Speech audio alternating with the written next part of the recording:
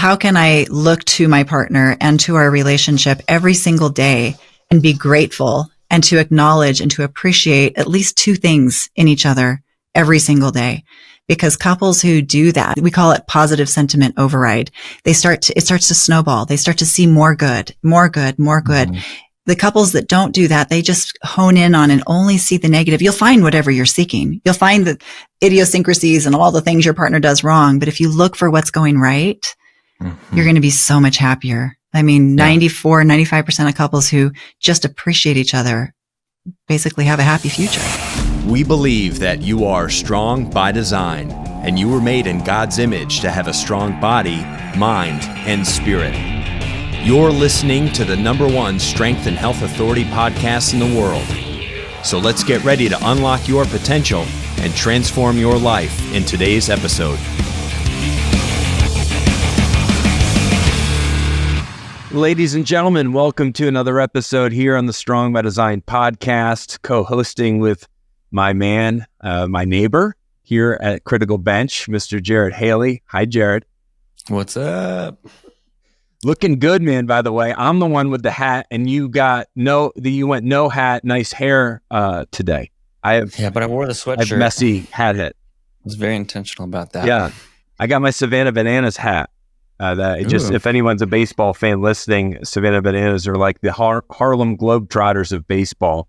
Mm-hmm. And I just saw them live for the first time with my son, and they were absolutely phenomenal. Like, it's one of the better live events I've ever been to in my life. So we have a very heart-filled, I think I'm going to do a lot of learning today about how I can improve my marriage with our special guests, Robert and Sharla Snow.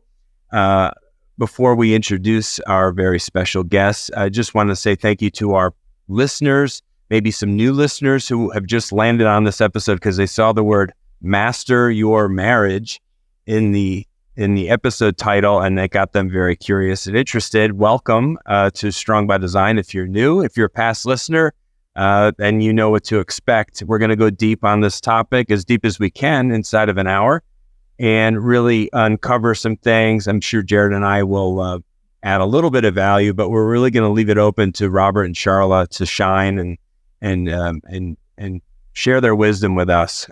God knows I need it. And so thank you again for finding the show. Please hit 5 stars or leave us a review. We'd love to hear from you. That means a lot to us. So our special guests, Robert and Sharla Snow, married for over 30 years, have 4 children. So they probably know a thing or two about a lasting, loving marriage. I got a snippet from their podcast, which is by the same name, and I wanted to just actually share it because I thought that this was really enlightening. It says that the average couple waits 6 years to get help in their marriage. And that's 6 years, obviously, of pain and of hurt, frustration, and lost opportunity to improve their marriage.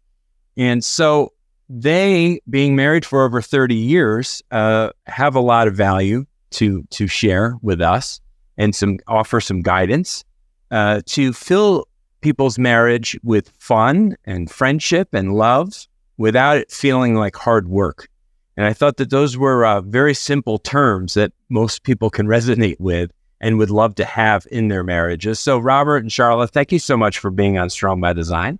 Thanks for the intro and thanks for having us. We're excited to spend the hour with you. Yeah, that's going to be fun. We could talk about Savannah Bananas too. I love watching their online stuff.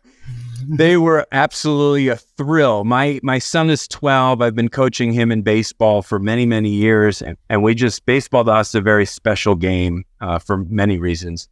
And the Bananas are highly skilled players. I mean, these are up and coming players, young men who are probably looking still for their shot in the bigs or playing in the minor league system. I mean, these guys are skilled, not just in baseball, though. They're skilled in being around people, in making kids' dreams come true with autographs and jumping into the stands to celebrate with the fans and really adding a layer of entertainment to a game that's for some people a little slow, but not a Savannah Bananas game. And so just so much fun. I mean, so enjoyed our time. So anyway, that's we were big ball player parents as well. Spent many, many years and had countless hours at ball fields. So I love that. I love that. Yeah, I remember you saying that. Yeah, I'm living those memories that you hold dear. I'm living it right now and loving it. I'm a little jealous. Yeah, just a little bit.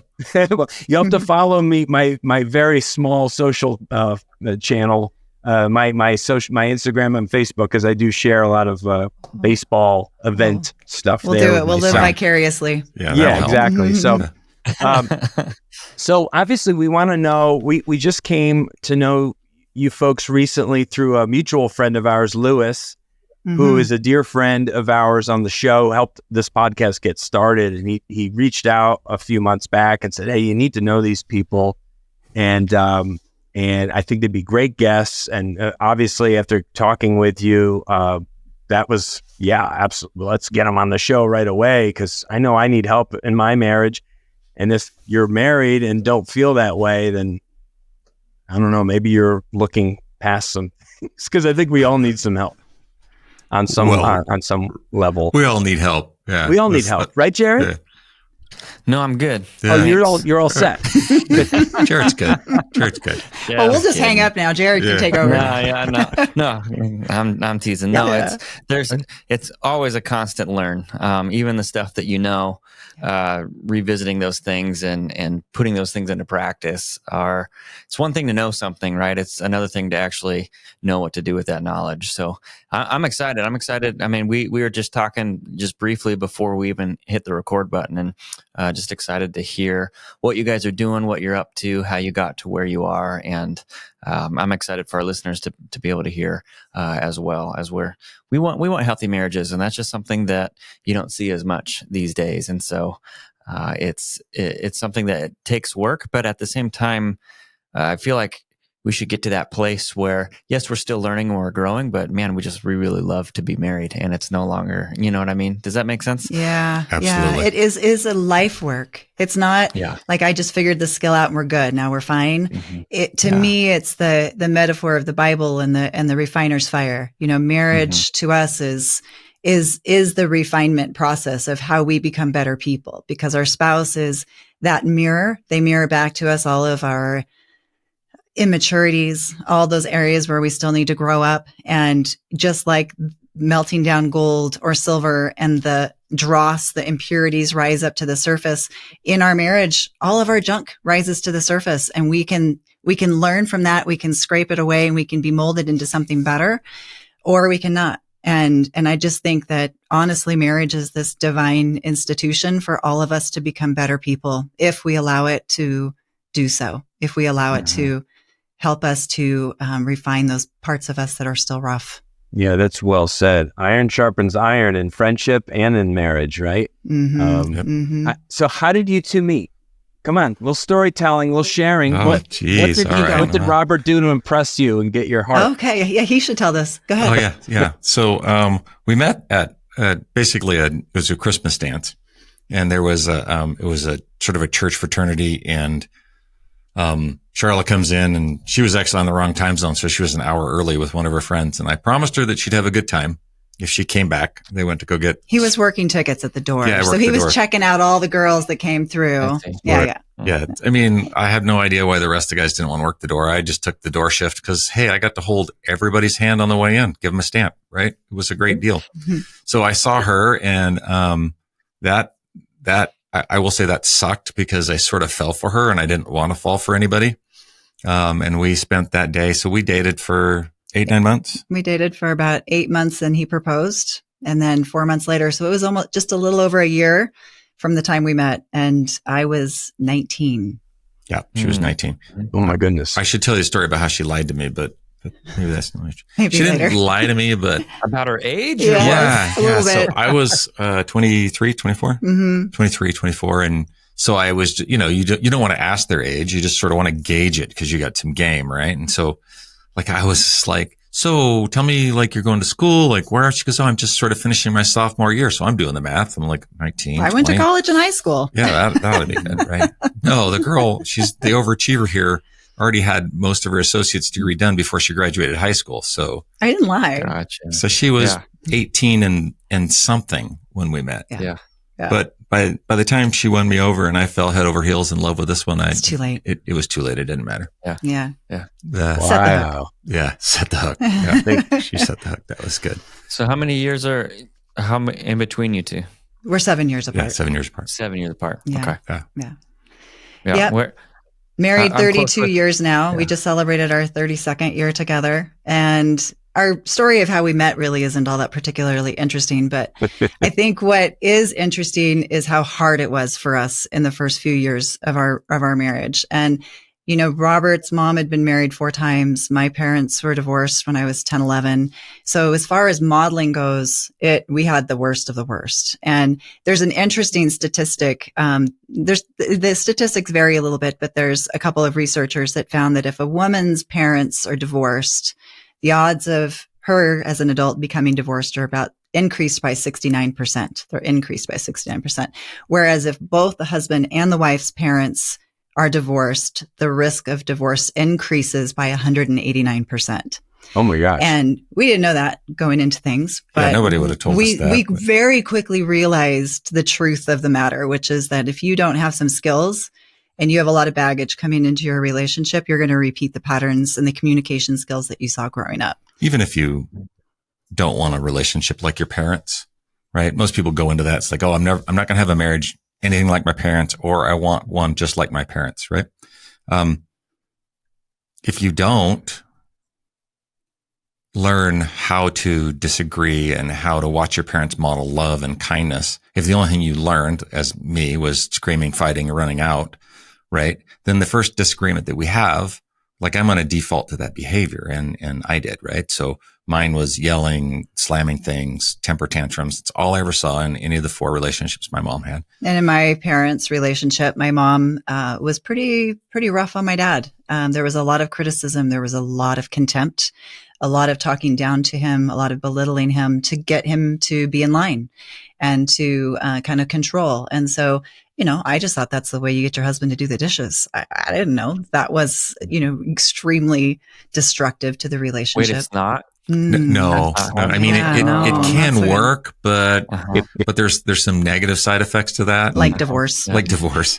So the problem being, like, she would control and, you know, criticize and use contempt to get me to do something. And then I would get frustrated and then I would just get angry and yell. Right. And so now we're like, neither one sounds like it's a great combination for how to solve a problem and communicate in a relationship. Right. Yet we were both doing both of those.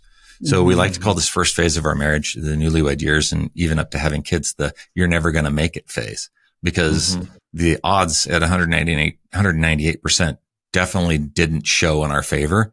And had we been married in the past 5 years, like recent times now, we probably wouldn't have, because relationships are a lot more disposable now than they used to be. Yeah. Wow. Yeah. Yeah. That's a sad word combination to have there. Disposable marriage. Yeah. Yeah. Absolutely. Yeah. It doesn't, it's like they're really opposites. The word marriage really is, you know, 2 becoming 1, and it's a lifelong commitment. And it's really frightening what that looks like in modern day in the last decade or last couple decades. I feel like that's like one of the foundations to the core of almost like the demoralization of at least in our country and in our culture is really that breakdown of the home, right? The breakdown of marriage, and saying it's not important, the true statements or whatever statement you want to throw out there as far as, you know, do whatever you want to do and whatever feels right. The problem is I wrote this down yesterday. Feelings do not equal truth, you know? That's right. And yet that's what is preached to us everywhere, is whatever feels right, you know, do it. And that's just, it's so destructive that way. And because of that, we are in a society now that families aren't as important and marriages aren't as important, and they're only good until you don't like it anymore. And then you find something new. Well, I think we have a very low tolerance for discomfort in general. And marriage is uncomfortable. It's designed to make you uncomfortable because nobody's going to change until they get uncomfortable. If it wasn't for that discomfort, I would still be telling him he was a worthless piece of whatever. and I would still be behaving in that way, right? We have to get uncomfortable in order to get that motivation sometimes to look in the mirror and to change. Marriage is this amazing masterclass in growing up personally. Yeah.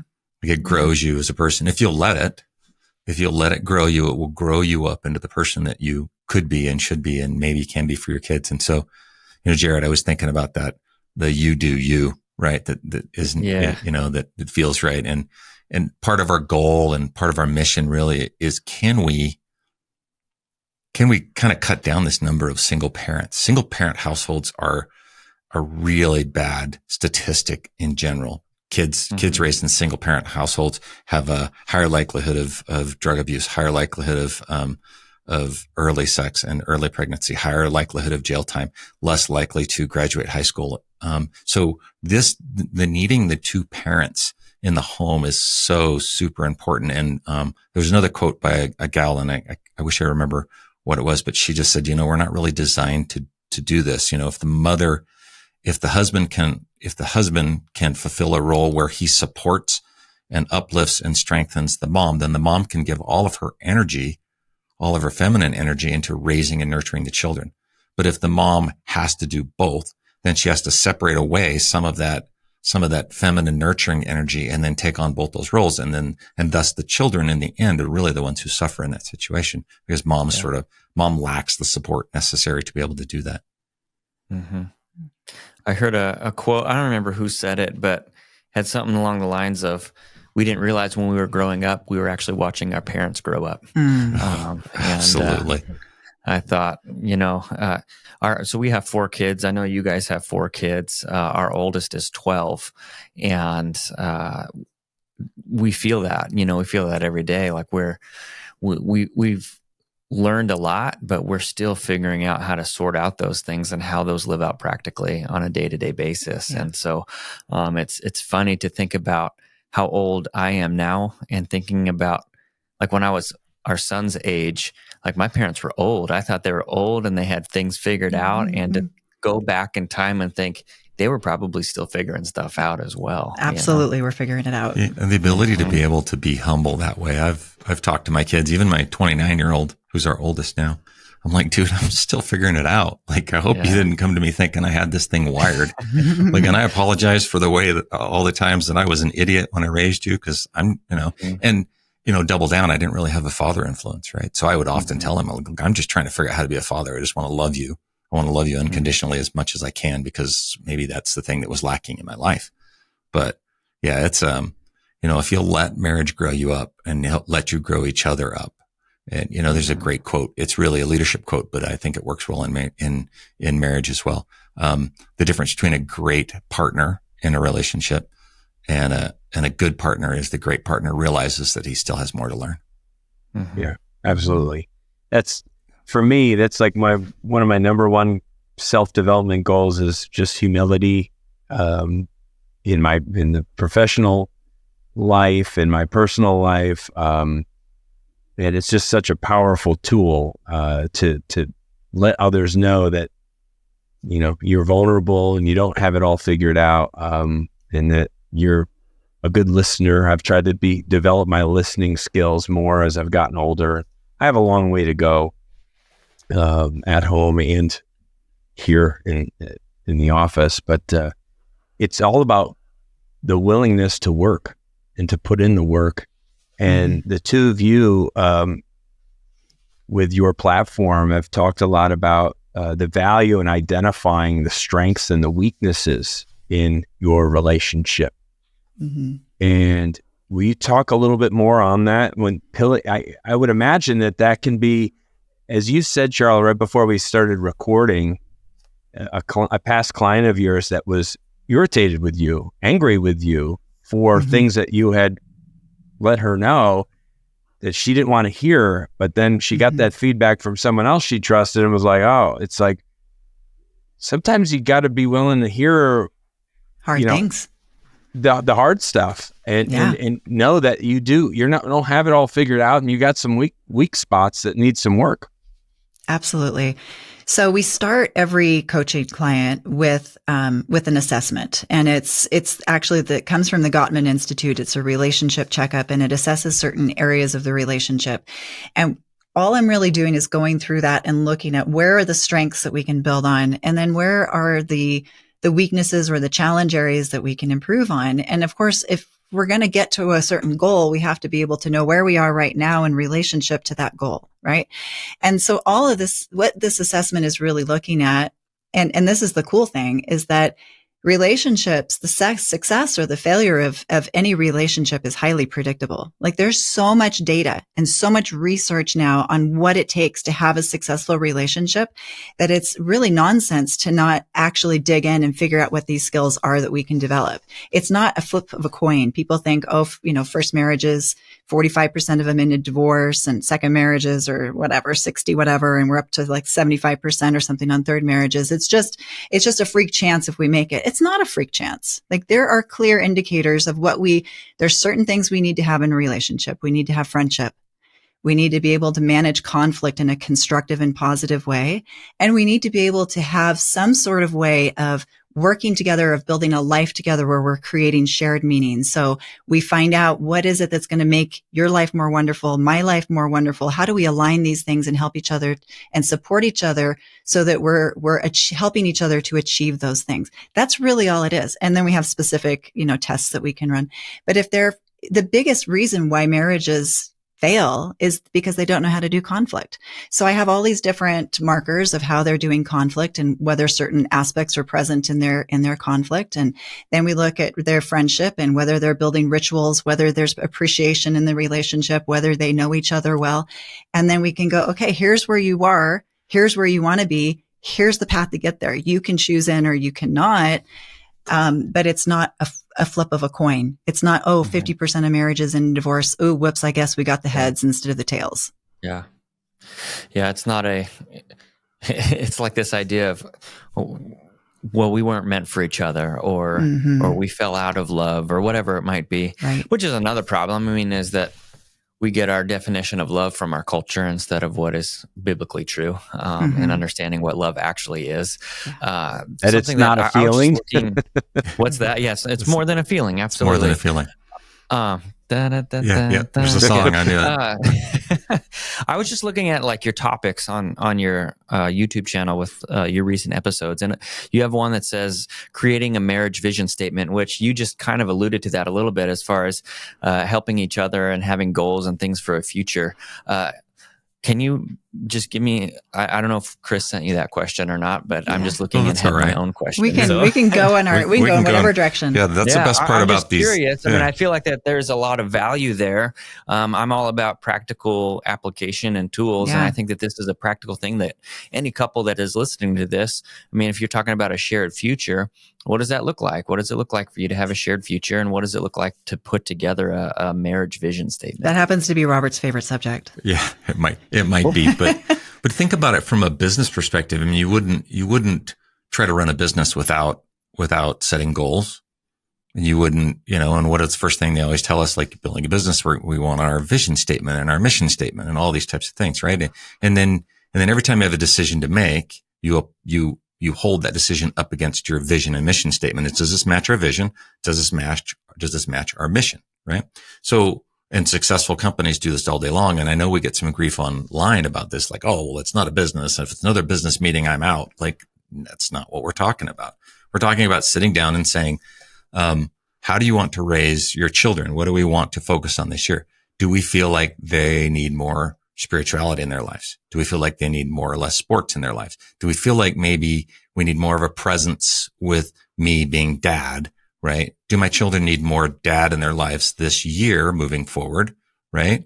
Do they need more mom? Do we feel like we're not being nurtured? Is one of them maybe have some sort of overriding concern? Like maybe one of your children has some depression or anxiety issues, and we're going to need to shift the vision statement for our marriage to support one aspect or the other, right? And then, and by doing this, when both of you are there and you craft this vision statement, and then align values, which is another topic. But when we craft the vision statement about how we want things to go in our relationship, it becomes much easier. The rest of the decisions are almost made. much the way they use that example for business, right? We'll hold up this decision like, hey, we want to go to Cabo and we're going to leave child number 2 at home.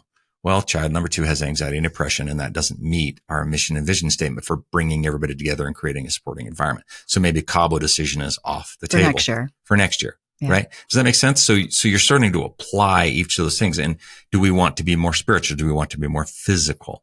Right? Like, what is the vision? Happy, healthy, strong. Like, okay, that would be a great vision statement for our relationship. What does that mean? Well, that means that we're going to then create some goals and some values around that. So we want to be happy, healthy, and strong. How can we be more healthy? Well, we're going to try eating better. We're going to get up at 6:30 and work out. Like, so everything filters down from this creating this vision statement. And when you do, the only thing you're doing is you're spending on opportunity, crafting what your world looks like together with your partner, which is the thing you did when you first got together and you left that. If we haven't revisited that, we have a 32-year-old vision statement. And what's our 32-year-old vision statement sound like when we're first married? Nothing like I think we want to get naked more, because now we got married, right? I mean, what is it when you're like, and we want to go to the movies and I like popcorn, like, and that's great. And like, we want to do an adventure together. Like, now that you have kids, things change. So that's why revisiting your values, revisiting your vision statement annually is so important, because things change. Your relationships change. We are huge proponents of rituals. We call them rituals. We call them that instead of habits, just because to us, they're things that are in our relationship that are incredibly sacred, that other things don't get to take priority over. And we create rituals around our values set. And so every year, what we do is we go on first week of January, every year. This is a non-negotiable. It's our favorite thing to do. It's not like it's a job. It's actually something we love to do. And we get away up in the mountains. We stay in a cabin. We stay in a resort. We stay somewhere where we're snowed in, no kids, no distractions, no phones. And we spend the weekend talking about our future. We sit down and the most important question we ask each other this whole weekend, for the first part of it's like, let's celebrate last year and let's talk about our wins from last year and let's feel, really good. And let's talk about some of the things we learned from last year. But then we shift into what's important to us now. What's important to us in the context of, and then there's a blank line. And we have in that blank line, we can put our marriage or our family or our children, the things that really matter. And then we make a list. What's important to us in the context? Let's say it's our relationship. What's important to us in the context of our relationship? What else? What else? What else? What else? And we make a list of about 50 things. And then I look at his list and he looks at my list and we compare our lists and we go, okay, now rank these things. What's most important to us? If we were to rank these in the top 10 for each of us, what are they? And then we look at our 2 lists of top 10 things and go, okay, now how do we build a life around these values that are so important to us? Because values is what drives us. That's what motivates us. That's what gets us up in the morning. And that's how we judge our effort in life and whether we're doing a good job or we're not, and we're on track or we're not. And so how can we now build rituals around these values? And when we do that and we plot those things and we create a course of, a course, and we put these things onto our calendar, our marriage is so rock solid as long as we're not destroying it with terrible conflict. Like, our marriage is so rock solid because our values are aligned and our mission is aligned. And now we have rituals that are the daily touch points for these big picture ideas that we've created. Yeah. I like that because it takes the assumptions out of things. I think a lot of times in our marriages, we assume that we're moving in the same direction, but you don't ever verbalize it, and so then you're all over the place. Yeah. But I love that you guys do that, because now you have this thing to go back to. So every decision that you're making after that throughout the year, you can look back and say, "Hey, does this align what we've already agreed to?" That's right. And then you can kind of hold, like, I can tell you from experience that holding my wife accountable doesn't always go super smooth unless we've agreed on it beforehand. That's right? Like, otherwise it's just, me telling her what to do or her telling me what to do. And that just causes more conflict. But if we can bring it up and say, hey, is this really fitting into the value system that we set up? Then it's almost approaching it as we're approaching this problem like hand in hand together, as opposed to feeling like we're always, bumping heads against each other. Exactly. Absolutely. And, specifically to that hand in hand thing, if we agree, so I'll give you real life examples. We decided to launch the podcast at our values 2 years ago. Mm-hmm. Right. And so when the hard work comes in, because you guys know that, right? Podcasting is not an easy thing. It's not just hold your phone up and then tell the world, right? You got to plan it out. When the hard work comes in, it's okay. And neither one of us are arguing about it. It's like, it's time to go record. Great. We do this on Tuesdays. Why? This is something that we decided had value to us. This is something that we decided was a goal in our relationship. We agreed on that. We felt that it was important to strongly support each other. And now there's not even a conversation. It's like, yep, we're going to do that. And the same thing with 6:15 a.m. We get up and work out together for 20, 30 minutes. Why? Because that's something we agreed that we thought was important for us to do. So we just get up and do it. Like drag my rear end down there, wake up while I'm on the Peloton bike. And these things that he's talking about, these specific actions, they came from a value. Like there was a value that was driving these behaviors. So of course, for the podcast, it was like, how do we reach and support and help more people in their relationships? Because our belief is that when we create stronger relationships, we have stronger families, we have stronger children, we have stronger communities, stronger churches, and it just extends out from there. Like everything in our life becomes a manifestation of what's going on in our relationship. So how can we help more people to have more success? And so that came from a value of wanting to serve and show up and help others. That was the value. The podcast idea was like, that's how we're going to do it. That's the specific tactic of how we're going to achieve that specific value or goal that we have. So how do you guys approach it when you do have a disagreement of a value or a disagreement on how you're going to tackle that value? And I mean, we know like budget is a number one killer of marriages, and how you're raising your kids is I think number two. And so let's say you've structured this value system, and then it's April, and all of a sudden you're having a disagreement about how to fulfill that value. How do you guys approach that? So talk about the 69% real quick. Yeah, I was going to say, so the good news is, and we're going to give you the good news, we're always going to disagree on stuff. I mean, it just doesn't matter. And we're going to share some research with you from John Gottman. But in the research that Gottman has done since the 70s, he's the number one marriage researcher out there. He found that 69% of the problems in relationships are recurring problems. They don't go away. You're not going to solve them. Which gives a little even in the most successful relationships. Yeah. Gives people a little bit of breathing room, because you realize like, oh, wait, you mean I don't have to solve every single problem that I'm having? What you have to do is either that or it's depressing. Yeah. Well, it's good because some of these problems can become entrenched and gridlocked, and that's a whole separate issue. But oftentimes we just stop talking about them, right? Now we don't have anything to talk about, and then we're mad, and then it comes up again and we're blowing up and having that. And one of our 69% is actually on how we raise our youngest son. Some parenting things because of how we were raised differently. And we're always going to be two different people. Even though marriage is about becoming one, we have different backgrounds. We have different ways that we were raised, and certain things of his value, certain values that he has might be a little different than certain values that I have when it comes to parenting specifically. And so they're going to clash against each other. And the thing is, knowing that it is 69%, that we're going to hear this subject again. We're going to talk about this probably next year and maybe next month. It sort of lightens the mood a little bit. Like, we don't have to actually fully solve this. We can just learn to dialogue about it. We can learn to manage it. And maybe we can even throw in some humor and some more positivity. Maybe we can just start to laugh about it. Like, oh, that old problem. Oh my gosh, we're talking about that again, and just laugh it off. Because if you can add humor to conflict, well, that just injects all this positivity. And that's really what we want to see, is we want to see conflict become more positive. The people in the couples in the research that stayed married happily long term, that's one of the significant differences between them and the couples that got divorced was positivity and conflict. So they had on average a 5-to-1 ratio of positivity to negativity during conflict, versus the ones that got divorced had more negativity, like 0.8 to 1. So more negativity than positivity. So if you realize, okay, we're going to have disagreements, actually, maybe I could change my mindset about disagreements. Maybe I could start to see conflict instead of a problem. Maybe I can see it as actually a good thing.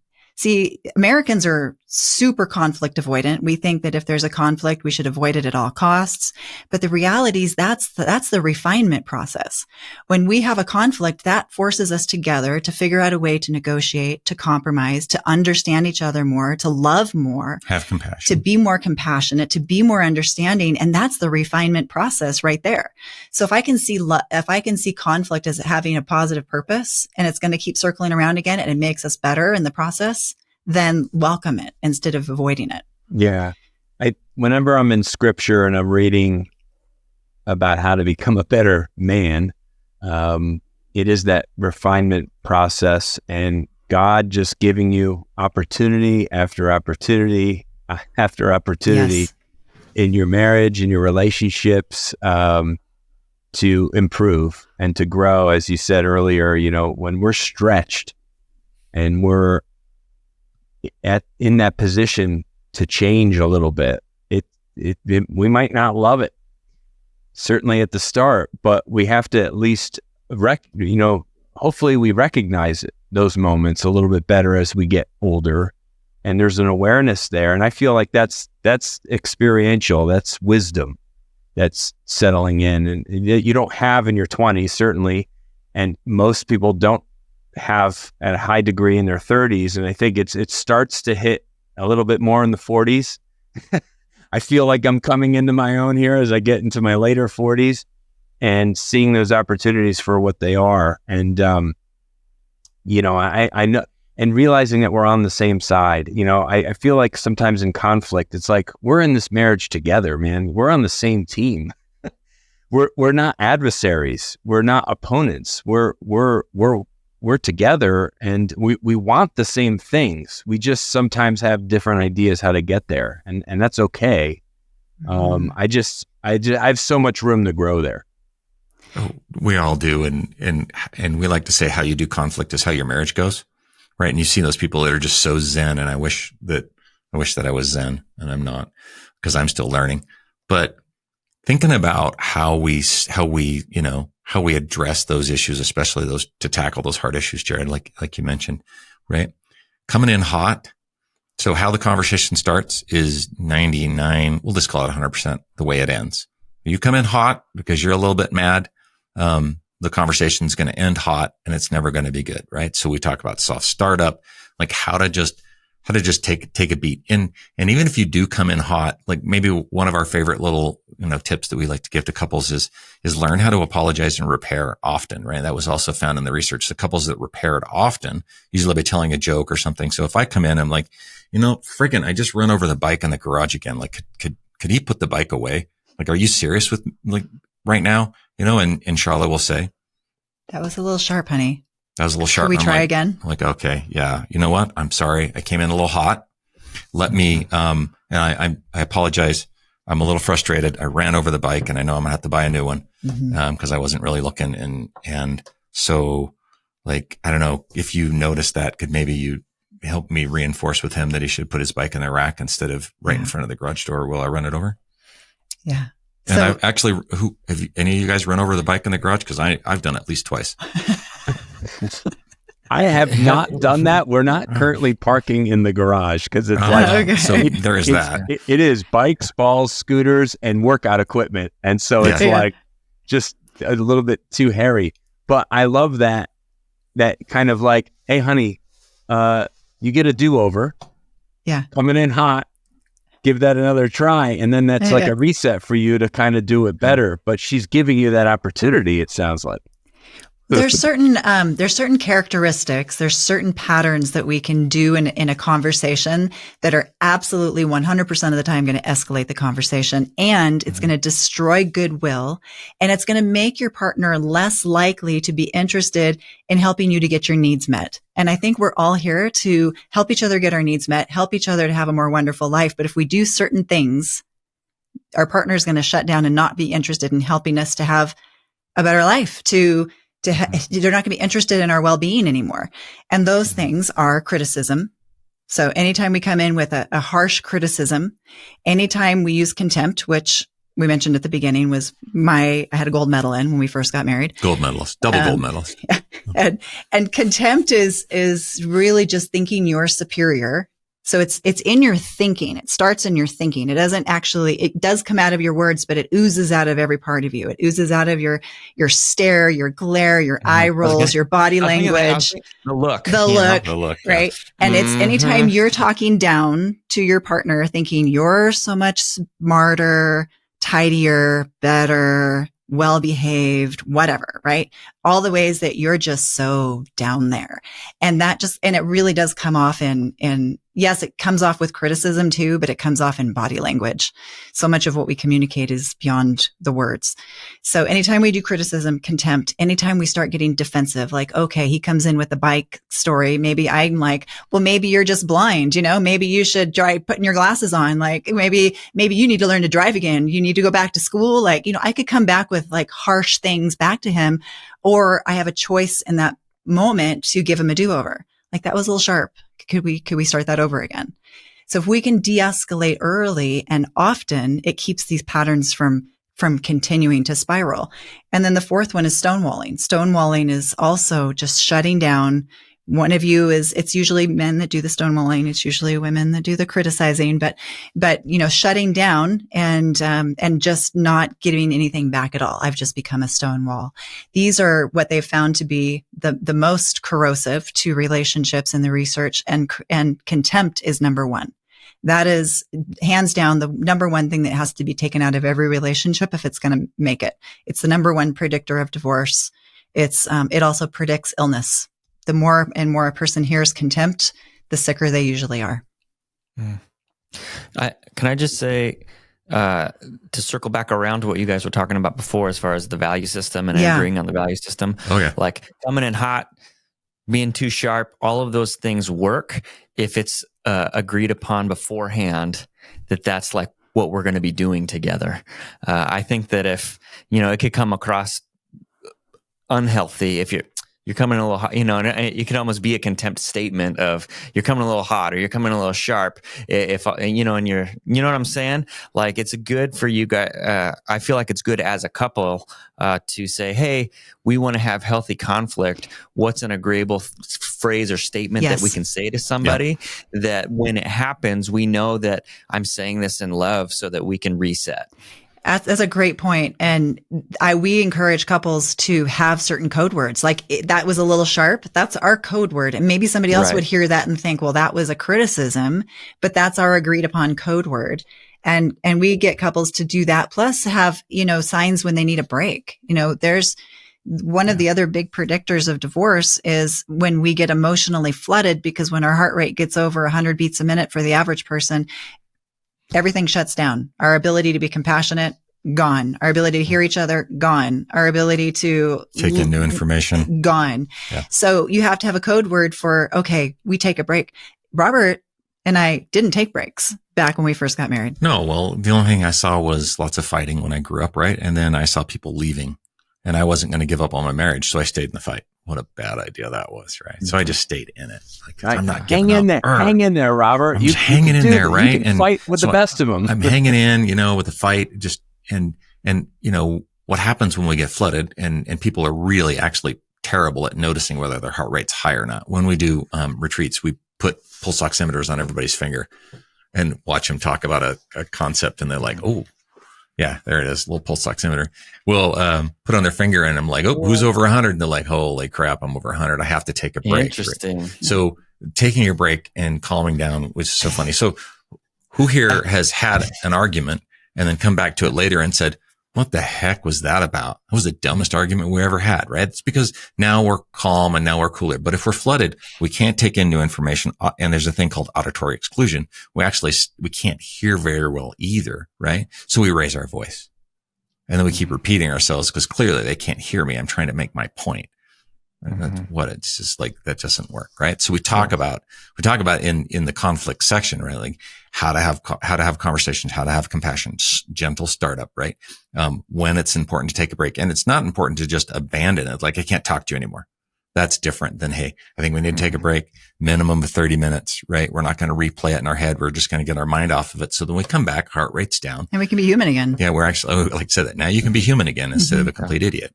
Yeah. You can hear, you can take in new information. Yeah. I mean, that's That's your think brain. They call it the wizard and lizard brain. Absolutely. Exactly. The two different types. And when your emotions take over, like that's it. Game over. You're no longer thinking clearly.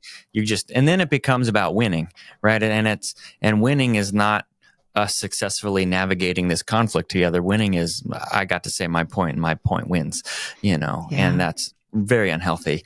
Sorry, I was laughing as you were talking because I was imagining like being in an argument and pulling out the pulse thing and putting like I can just imagine how that would go.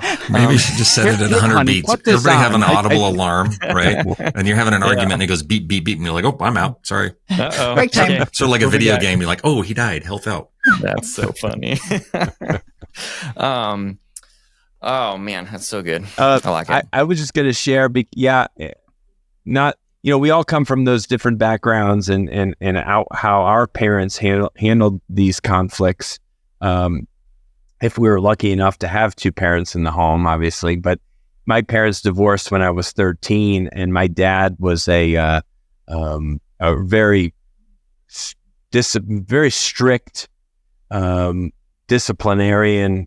He was abusive verbally and physically, and what he said, that's like my mom was like the force field protective bubble around me and my brothers, and never had really any conflict with my mom, like ever, because my dad provided so much for everybody that my mom was just like the safety mechanism for the kids, for us. And but my dad, there's no wonder in my life where I get my temper, my short fuse from, how I handle things. Like it's all my dad. But thankfully my mom was just a wonderful human being, who was just such a sweet person, had a great role model in her father, and her love for her three boys and the bond that we had, my brothers and I and my mom, was so strong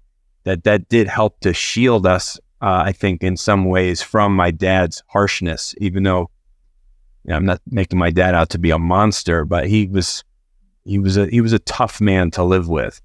And so I think it's an evaluation that a lot of people listening right now need to kind of maybe jot some things down on paper, or give themselves some time to really think hard about, like, why am I the way I am? Why do I parent the way I parent? What did I grow up with? What was my mom like? What was my dad like? What am I doing that's good that I learned from them? What am I doing that's bad that I learned from them? And kind of develop this. Do you talk about that much in your I think the vast majority of relationship issues, I would say upwards of 80-90%, have mostly to do with how we were raised. We bring our baggage into our marriage, and we have to learn. So there's this quote I heard, if I can remember it, the adults and caretakers in our life wire these trigger buttons into us as a child growing up. And our adult responsibility when we grow up is to figure out how to unwire those trigger buttons. So I think it's a lifelong journey, but we get to figure out and ask those important questions that you just said, and figure out what are those things that were what was the software that I was given, because I can rewrite the software. I don't have to keep it. I can reinstall the new version of whatever on my super quantum computer that is me. I don't have to hold on to that old software that was given to me by my parents. I think that's such a key point as well, because it's really easy for us to sometimes use our past as almost an excuse, right? Oh, well, I do it this way because, and recognizing that there was no perfect home. Like my parents didn't argue growing up, but that just means that now I grow up and I think if there is conflict, that our marriage is in trouble because I never saw it. Right. And that's the complete opposite of what Chris was just describing in his home, right? And so it's this thing where there is no perfect home, and we all have to figure these things out, and we can't keep, going back to, oh, well, it's because when I grew up, You have to figure out those tools to rewire the software in order to be successful and to not keep using that. And that goes beyond marriages. I think that's just us as becoming self-aware and understanding how to grow as a human being, and to start growing up. The other piece that I'd love to hear from you guys a bit as well is, how are you incorporating your faith and your spirituality and bringing Jesus into the equation, as whether it's in the process of creating your value systems or what your plan is for the year or your vision statement, and how are you bringing God into that aspect of your marriage? Personally, or in the clients that we work with, or both? With you guys. With us personally. Yeah. Yeah. I mean, that really, it goes back to our annual retreat that we do by ourselves every year. When we sit down and we talk about what's important to us. When I said what's important to us in the context of blank, and we get to fill in that blank, we use multiple contexts of life. So we talk about, first, we go through our relationship. Then we go fill in the blank with family. Then we fill in the blank with spirituality. So that is where we sit down and we really look at what is important to us in terms of our spirituality. And we start to make a list. What's important to us? What else is important to us? What else is important to us? Okay, now let's line up our lists, and let's go ahead and come up with, again, some strategies and tactics for how. Does this mean that we're praying together more? Does this mean we're reading scripture together more? What does this really look like on a day-to-day basis? And how do we create these rituals around this? So I think it's looking at, and Robert, you can add to that, but I think it's taking each area of life and breaking it down and lining up our values and creating those rituals that are it's the code that we live by on a daily basis, and how we're showing up for each other and for those around us. Yeah. And I think it's about tweaking your vision statement, right? Like, how does it start, right? We want a gospel-centered home where people will feel and know Christ-like love when they come in. Right. So if that's part of our vision statement, then those are the things that drive the decisions that we make. Like, what do we allow in the home? What types of things are here? What type of, events are we going to hold? How are we going to show up for our kids? How are we going to provide service? Right. For me, service is a big thing. Like, we want to serve our community. We want to serve others, because that is the example, our ultimate example from the Savior. Right. What did he do? He just served. Right. And if I can just serve and give, and then, bring some Christ-like love to the equation. Yeah. You can't go wrong with that, right? Yeah. Go ahead, Sharla. I just think if we can, the more we as couples sit down and have the conversation, instead of did you pay the water bill and did you take out the trash? If we can sit down and have deep conversations, intimate conversations where we talk about life, these values. To us, I think the values work is probably the thing that's up-leveled our relationship more than anything else. When we discovered that, and we were on the same page, 99% of the time, we're like, we really don't even have that much conflict anymore, because we just live according to our values, and life changes everyone. If you had asked us that question about bringing Jesus into our home, 10 years ago, it would have been a completely different answer, because life changes us. It changes everyone. We've been through really hard things in the last 10 years, and it's shifted our perspective. It's shifted what's important to us. So that's why we have to keep reevaluating what is important, because hard times come, your priorities change. Yeah, no doubt about that.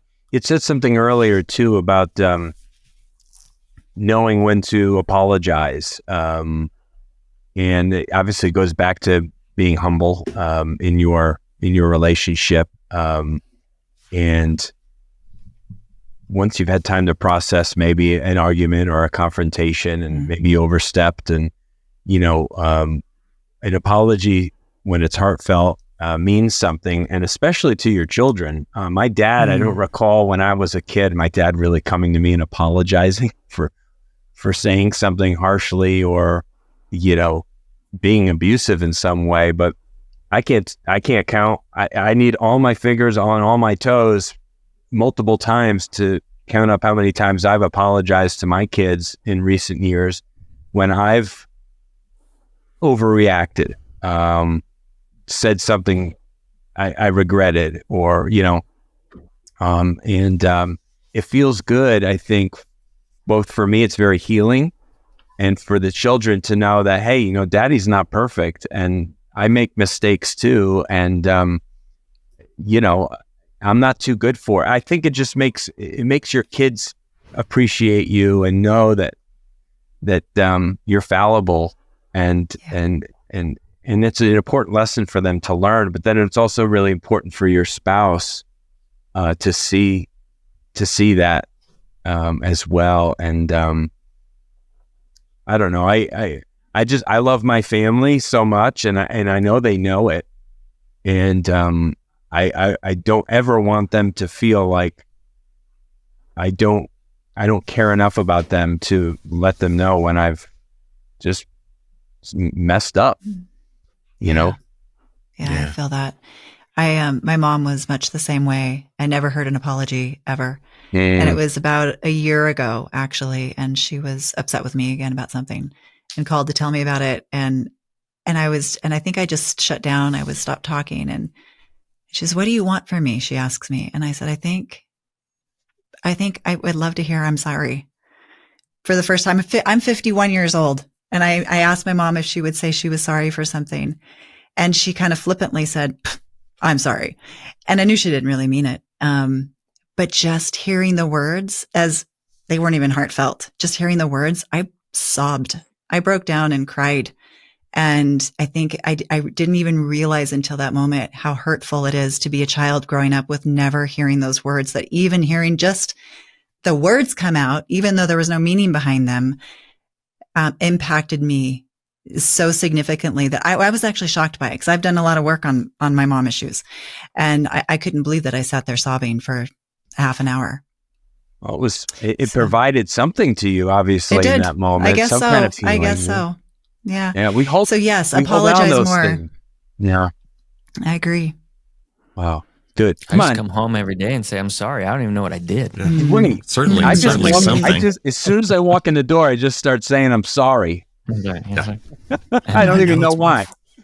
You know, I have several clients like this, but what's really sad to me is when we're in sessions and we do something called processing a regrettable incident. And it's a powerful exercise that I do with clients all the time, where we go through a regrettable incident that happened, and we figure out how it happened, what set us up for this. Usually it's, someone got flooded, and why did they get flooded, and what were the triggers that were involved in setting that up. And then how can we take responsibility and own it and apologize, and then figure out a way to have it not happen again. That's kind of the process. But it's so sad when I'm in sessions and people are bringing up stuff from 20 years ago, 15 years ago. Like, all this time, they've been holding on to these resentments. Yeah. These resentments have just been piling and piling and piling. They're just the size of a mountain, because they've never apologized. They've never processed them. They've never unspoken stuff too, right? Yes. That they've just held on to. And talk about a festering disease, poison. Right? Yes. Yeah, that's the right word for it. Yeah. Who says that? Holding a grudge is like taking poison and hoping the other person dies. Yeah. That's exactly right. Yeah, because the only person like hurting is you. It's the act of forgiveness. It's not for the other person. It's for you. Right. What it does for you when you forgive someone else, it heals you from holding on to these emotions. Yeah. We find that. I was just thinking back to what Jared said about values and conflict, because we're talking about conflict in general. So, quick story. Every time it snowed, Sharla and I would get in a disagreement about our 15-year-old, who was a 14-year-old. I wanted to know why he wasn't shoveling the walk. Like, it's not that hard. Just out the front door and go.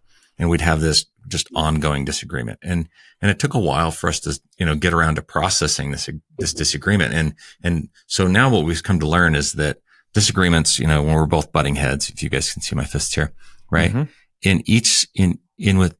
Held within each of our hands is this deeply held core value, right? So I actually find that disagreements are really more a values mismatch or a values disagreement where we don't understand the problem. So we are, and as we process this event and we looked at it, and like, I was raised with very authoritarian, strict, hard work. I was the young man of the house. I didn't have a dad, so I shoveled the walk, right? So it was important to me.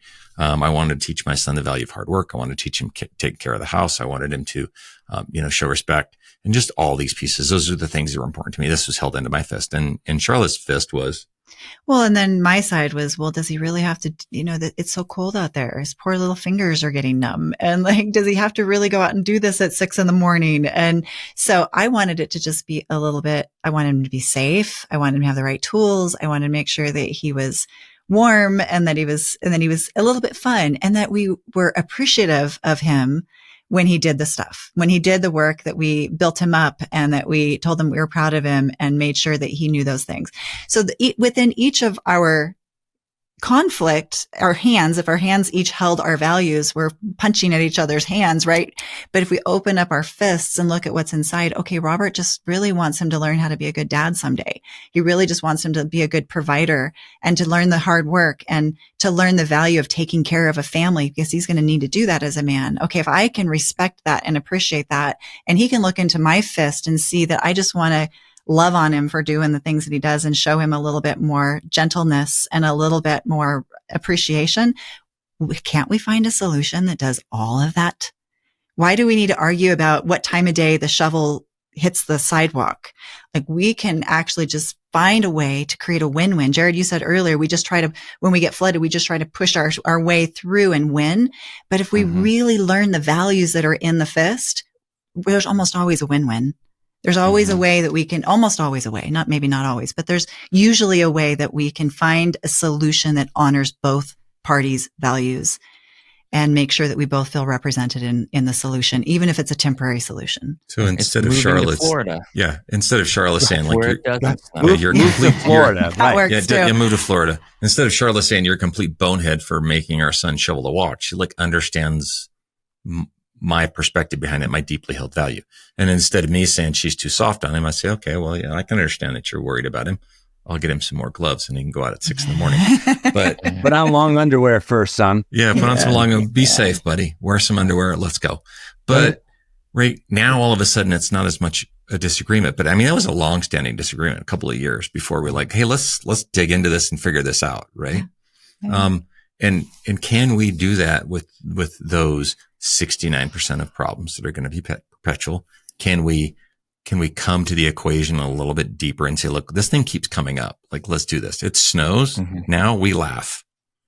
It snows. We're like, okay. She's like, when do you want? I'm like, I don't care. Let him shovel whenever he wants. Like, because as long as he's going to shovel, and now he just does it on his own without me asking him. Because he got lots of appreciation. Yeah. I don't know that that's really the answer, but that's okay. She has a goodie bag in the closet with a bunch of things that he wants that she holds for special occasions. Hides a new pair of Jordans behind the shovel. That's not that bad. It's not that bad. She takes it out and sets it out on the sidewalk so that when she's like, okay, this is your goal. Get to the shoes. The shoes. Bottom of the sidewalk. Dig to the Jordans. That's great. Yeah. The key point is nobody wants to be in a relationship where one person is always winning at the expense of the other. We want to be in a relationship where we accept an influence from one another, where he's willing to be influenced by me. I'm willing to be influenced by him. We're willing to maybe shift our perspective a little bit when we hear each other's what's important, our values, and then come up with a solution where we both feel represented. That's the kind of relationship we want. Yeah. I think something that my wife and I have been doing recently as well is respecting and honoring the strengths of the other person. And so like I'm terrible when it comes to in the moment. And spelling. Yes, spelling. Spelling and grammar are not my strong suit. But when it comes to you have your fight, flight, or freeze, responses. I'm a freezer, not because I want to be, just because my brain shuts off and quits working. Christiana is like, she jumps right in and like can fix any problem. The best example is a kid knocks something over, and I'm like, oh man, what do I do with this? And that would frustrate her. She's like, get something to help clean up this. Why are you just standing there? But for us to recognize, hey, in those moments, I need to step back, and Christiana, you need to take charge because you operate well in that moment, and we recognize that I'm weak in that area and you're strong in that area. So instead of fighting over it, let's have a plan so that when these things happen, we know what role we're going to play. Vice versa, if there's something that's going on that I'm a strength in, where that's part of learning each other, right? And learning how to handle those problems as a couple, and really recognizing. And so I love it with your guys' example where you both have strong values of what you are trying to give to your son, right? Whether that's compassion or work ethic or whatever it might be, but then figuring out, those solutions together. I just think it's a beautiful example. Thank you guys so much for sharing that, because it makes sense, because it's not a right or wrong. It's let's figure it out together. I love that. I love what you said. Yeah. And I think what I love most about the strengths idea that you just brought up is how it allows us to appreciate one another's strengths. I think one of the greatest things we could do, and maybe take this one piece away from this whole show, is how can I look to my partner and to our relationship every single day and be grateful and to acknowledge and to appreciate at least two things in each other every single day. Because couples who do that, and we call it positive sentiment override, it starts to snowball. They start to see more good. Mm-hmm. The couples that don't do that, they just hone in on and only see the negative. You'll find whatever you're seeking. You'll find that idiosyncrasies and all the things your partner does wrong. But if you look for what's going right, you're going to be so much happier. I mean, 95% of couples who just appreciate each other basically have a happy future. I just heard a story yesterday about a guy who was, I don't know if he was getting therapy or what it was going on, but basically he said, the therapist said to his client, he said, okay, I want you to look around the room for 10 seconds and I want you to find everything in the room that's brown. And so the guy's looking around. And 10 seconds, he's like, okay, close your eyes. He said, okay, now what in the room is red? And he couldn't come up with anything, right? And even some of the things that he thought were brown weren't actually brown. Exactly. And so it's just, it's exactly that. What you're looking for and what you're seeking after, that's what you'll find. And you'll even turn things that aren't that into that thing that you're looking for. 100%. It's so interesting when a couple is in negative sentiment override and they're looking at everything through that negative lens, they'll even tell you the story of how they met, and it will be completely different from reality. Because they've gone back and it's that thing that wasn't even brown. Like they've just put a negative story on everything. Yeah. Yeah. And you know the support we get from our spouse, right? When they tell you like, oh, you can do anything. And I'm going to bring it right over to Chris, because Chris has been in the batting cage with his boys before, right? You've been in the batting cage with your boys? Yeah. Just, several thousand times. Yeah, several 100,000 times. And, when they're in a little bit of a slump and they finally get a hold of one, right? And you're like, that was it right there.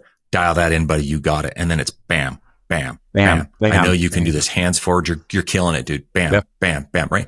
And next thing you know, like you brought the slugger out in him, right? This is the same thing for our relationship. We go into positive sentiment override and we just start looking for the things that are the best. Like you'll perform better for you, for your partner. Things are like, oh man, you cook spaghetti so well. Sharla makes this red sauce that is amazing. Like it's the best thing I've ever tasted. Who wants to bet maybe I get some in the next day or two? Well, that's it. It's actually almost like hypnotic language. When you speak to somebody and you say, you treat me so good. You take such good care of me. Like, what do they want to do? They want to give you more of that. Yeah, that's right. Yeah. Yeah. Now I want to do it better. I'm already getting praise for doing it at the level I'm at, but maybe I could even step it up a notch and wow them even further. It's like, it is, and it's contagious. And the reverse is true too, right? If they're giving you the negative, it's like you shut down and you have no desire to do any of the things that you know that you should be doing. That's right. Destroys the goodwill. Yeah. And I'd like to close with just talking about just the power of friendship in a marriage and in a relationship. I mean, any relationship that's something that we hold in high regard probably has some level of friendship associated with it, whether it's with coworkers or people that have been with family members, extended family members. Just because you're related doesn't mean you're friends, right? But being in a friendship with your spouse, having these moments together experiencing life and enjoying each other's company as friends, laughing together, smiling together, holding hands together, wanting to be next to each other, watching a movie or a show. These are things that you do with somebody that you love when the sexual part of it isn't there, right? Just the power of that, and sometimes that's lost, I think. Certainly in the weeds of marriage, when you're, raising children and busy working and all of this, and that the friendship can kind of be pushed aside. I'd like to just kind of finish with that. How you guys keep your friendship strong? Oh, so many good questions. And we already talked about appreciation. That's probably one of the big ones there. The other part is really, we call it love maps, just updating each other on our inner psychological world, like what's going on with you today, like being involved, right? Being interested. We're just checking in. Like, you both have friends from high school that you knew in high school that you've not talked to since. And if you get together with them at some event, the only thing you're going to talk about is that game that you guys played together back in high school, because you're not current on the events, right? So in order to be good friends, and you're good friends, by the way, you both know you're good friends, even other than your spouses, right? The good friends that you have, what's going on in their life. Like, if somebody's got a sore knee or sore shoulder, right? Or they're working on a project, or maybe they're writing a book or whatever, right? Like, these things because you're enmeshed in their life, right? For our partner, the one that we love and we're committed to, the one we're married to, the one that we committed ourselves to, my ride or die, as I like to call her, right? Like, I want to know as much about her as I possibly can. And then we're back to rituals, right? We have 2 rituals. Well, we have more than 2, but we have 2 that are super important to us. It's how we leave and how we come back. It's easy. When I leave, I'm always going to get a kiss or a hug. And if I miss it and I pretend that I'm busy, she calls me back. She's like, nope, I want that kiss. And we're going to ask each other what's going on in the day. She's like, what do you got today? Like, well, I got a bunch of these things, got a meeting over here at this building or whatever. I'm like, what do you have? And she's like, oh, well, I have a couple of clients today at like 12 and 1. Guess what happens when we come home? End of the day. Hey, how'd the clients go? Like, oh, they were great. Let me tell you about them. And we have a little bit of a stress relieving conversation. Make sure to make contact with her when I come home. One of her deeply held core values for how we connect is a ritual for showing her that she's loved. So I'll kiss her on the back of her neck, give her a hug, because that's super important to her. High five that 15-year-old on the way by, because while he's important, he's not as important as this one, right? I know that sometimes that's counterintuitive to some people in their relationships, but I'm showing him that I love his mom. Right. And I'm not afraid to show affection in front of him, because I don't want him to be unaffectionate in his relationships. So that's sort of maintaining those things. There's another one though. So appreciation, having the rituals. These are ways to have friendship, right? So we have rituals, we have staying current in each other's lives, just being an expert. But to do that, the tricky part with that is actually letting ourselves be seen, actually fully letting our walls down and being vulnerable. I think vulnerability is the way to intimacy. It does require trust. You can't have vulnerability without trust. You can't have trust without vulnerability, but it is the way to intimacy, and it is the way to friendship. So really allowing yourself to be known and knowing each other, really knowing each other. That's the secret, which means you just got to invest the time. Yes, life gets busy, and it is busy, but we have to carve out a minimum amount of time for each other every week to make sure we're staying current on each other's lives, because our lives are always changing. So friendship is everything. Friendship is the foundation of every single relationship. We said at the very beginning, there's 3 things. There's friendship, managing conflict, and then creating these values together where we're creating shared meaning. Friendship is the foundation. Like, we have to have friendship. If we just work on conflict, I don't care how great the therapist is. You can go to the best therapist in the world and just work on conflict and not work on friendship. You're not going to have anything. It just creates a void that you have to fill that void back up with positive affect systems, with fun and play and adventure and conversations and intimacy. And that's what friendship is. And by the way, the better your friendship, the better sexual intimacy will be, because it is all based on a foundation of having really great friendship. I think that's a wonderful sentiment. I couldn't agree more. How powerful that is in a relationship. What's that? What's that, Jerry? It's always a solid place to end. It's always a solid place to end. I love that the notion of friendship in a marriage or in a loving relationship is that friendship's at the heart of it. It has to be there, there are ways to nurture that and to keep it alive, like as you've both just shared, which is so Absolutely. great. Yeah. What are some of the best ways for our amazing audience and listeners to connect with you, both Robert and Sharla, to seek more of your material, maybe even to work with you? Yeah. So we put out a lot of free content, tons. So there's every Wednesday we drop a weekly podcast episode that's free, and we don't gatekeep. Like the stuff we're teaching on the podcast is the same stuff you get when you pay to come to a retreat or you work with us in person. That's Master Your Marriage podcast. And then on Instagram, we're dropping daily tips every single day, really super high value type of content over on Instagram. So those are the two best ways. And then of course on our link in our bio there on our social media, you can always connect with us if you want to talk about doing something one-on-one. Wonderful. Well, this has been really a joy. I know I've learned a lot. I tried to remain as quiet as I could throughout to absorb all of the wonderful things you had to share.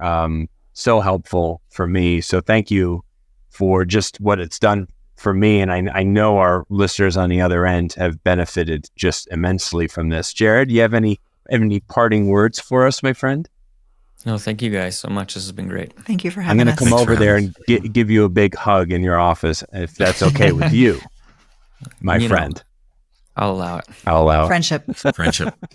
Well, thank you all so much for tuning into the Strong by Design podcast. Another wonderful episode, as I promised. Hopefully you can share some of this with your spouse or have them listen to the whole episode. That would be wonderful. Listen together even. And we hope that you can certainly master your marriage. God bless you. We'll be back next week, as always, with another episode here on Strong by Design. Talk with you then. Thank you so much for listening to the Strong by Design podcast. If you found value in today's episode, please subscribe so that more people can find out about our show. Plus, you don't want to miss any future episodes with the amazing guests and topics we have lined up for you.